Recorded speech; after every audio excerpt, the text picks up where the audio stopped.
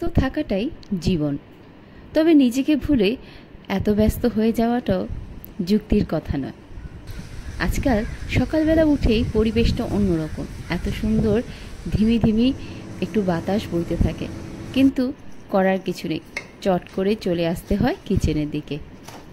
ছেলের টিফিন বানানো হলো, আর এই টিফিনের পর আমি কিছু অড়হর ডাল ভিজিয়ে রাখলাম। কি করছি পরে জানাচ্ছি। আজকে মঙ্গলবার, তাই এই মিষ্টির অপেক্ষায় ছিলাম। লাড্ডুগুলো যতক্ষণ দীপজ্যোতি না এনে দিল ততক্ষণ আর পুজো রেডি করেও পুজো শুরু করতে পারলাম না।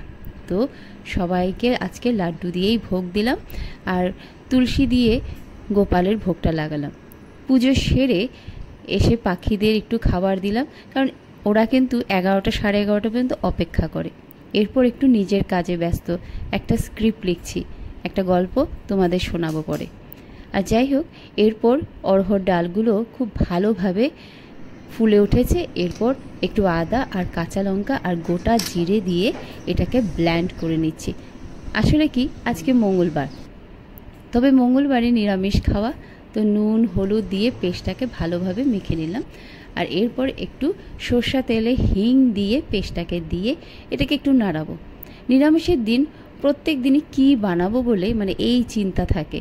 তবে একটা থালায় একটু তেল লাগিয়ে এর মধ্যে সেই ডালটা দিয়ে একটু হাতে নাড়া দিয়ে একটু ফ্রিজে ঢুকিয়ে রাখলাম। তবে এটা একটু শক্ত টক্ত হয়ে যায়, তবে যে কোনো পছন্দের শেপে বানানো যায়। আজকে এটাকে বেশি করে বানাচ্ছি, কারণ আমাদের ওপরে যে বলতে গেলে ফ্যাক্টরির বন্ধুরা থাকে, তাদের জন্য বানানো হচ্ছে। কারণ ওরাও তো বাড়ির থেকে অনেকটা দূরে থাকে, তো ভালো মন্দ খাবার দায়িত্বটা সম্পূর্ণ আমাদের। তাই আমরা যা খাই তাদের সাথেও একটু ভালোভাবে এই ধরনের খাবার বানিয়ে তাদের সাথেও শেয়ার করি।